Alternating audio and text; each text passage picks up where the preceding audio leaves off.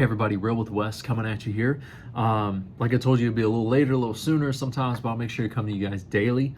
Work schedule's a little different some days and things like that, but I want to keep coming to you guys, encourage you. I enjoy this time. I enjoy pouring out to you guys, and I appreciate everybody connecting with me, and I was just keeping going on this. But let's jump right into this. We're talking about His will. Man, it is so important. I think you're starting to realize, man, His will works, by the way. His will works, and our will, independent of His, it's all about us. It's all wrapped in fear. It's all wrapped in self-centeredness. It's all wrapped in destructive behavior is what ends up happening. And there's the pride that comes with it, because we're saying, I can do it better than God, is what we're ultimately saying. We don't want to be honest with ourselves about that. It doesn't look like that all the time. It doesn't feel like that. But man, it's got to be something greater than just our will trying to do stuff and us trying to self-will it. This can even be things for God. We're trying to do something for God that He didn't even call us to do, by the way. So it's more than just doing good, right or wrong, or this and that. It's simply, why are you doing it? Also comes a big question. Are you doing it for yourself? You know, Matthew 6 talked about, oh, don't do your giving and let your left hand know what your right hand's doing, but don't do your praying and stuff on a public display, because you're just doing it to be seen. You're doing it. And when you say seen, it's easy to be mean with people. Oh, you're just doing it to be seen. There's a hurt there. There's a validation need there. There's acceptance needing to be there. There's a lot of different things that come in with that, by the way. So I'm not hard on people when I see that. We've all done it. I've done it. So, but what comes in here? What does that all flow from when it's self-will? Let me read Romans 12, verse 3. It said, because of the privilege and authority Paul is talking here, God has given me, I give each of you this warning.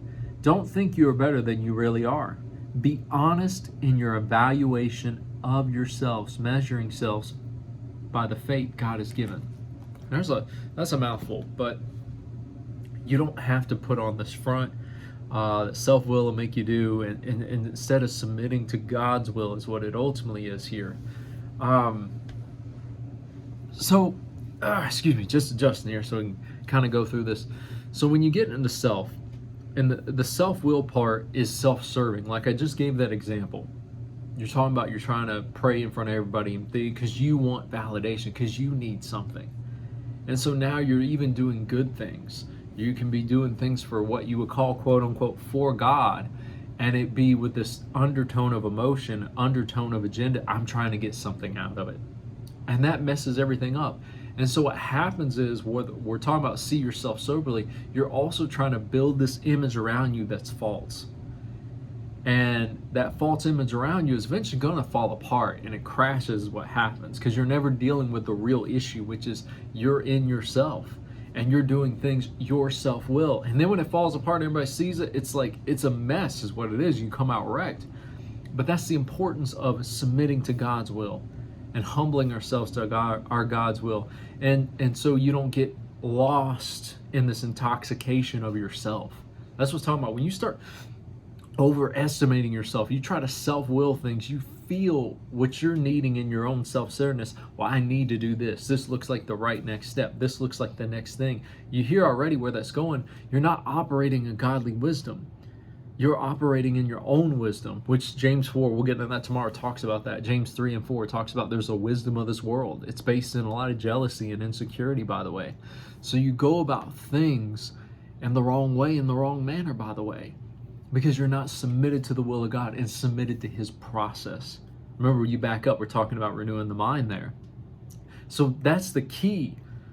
You need to change your way of thinking. You need to renew your mind, is what we're talking about back there, because if not, that's self-centeredness. And when you're in self, you're impaired in your vision, you're impaired how you approach things. You think you're even right.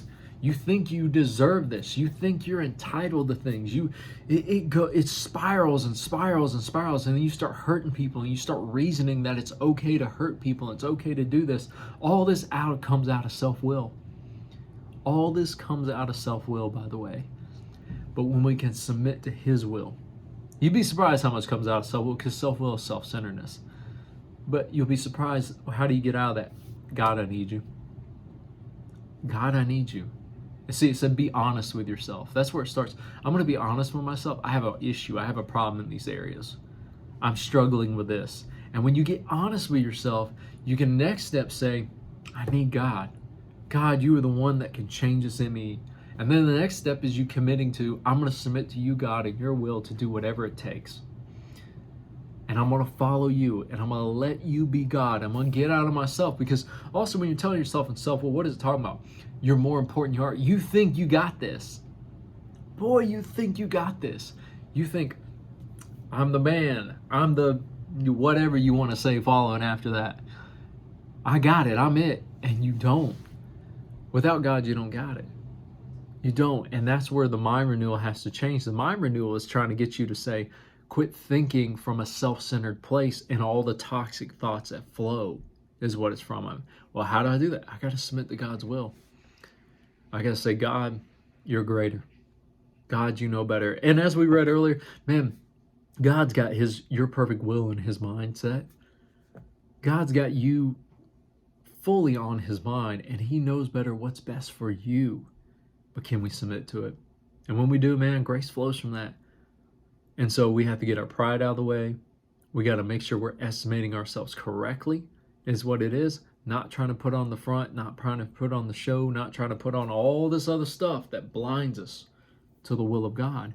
No, submit to God, his will, because it's going to be better, and it's going to bring you out of self, and it's also going to allow your mind to be renewed, which will bring you to a healthy place. I know I kind of went all over the place with that. I hope you caught the gist of what I'm saying. But ultimately, what am I saying? Don't get lost in your self-centeredness, which puts on the arrogance and pride and the show in front of everybody, and that I got it. Because on the inside, you're falling apart. So what do? You say, God, I got problems, I got things, and I can't solve them myself. I need you. So I'm going to submit to your will. And I'm going to give myself over to you and allow you to renew my mind so I can see my world different, so I can change things around differently, and so I can approach everything differently in life. And man, that's the beauty when you're following his will. All right, guys, that's all I got. Keep going here. We'll catch up more tomorrow. All right, but everybody have a great night, and I'll catch you tomorrow.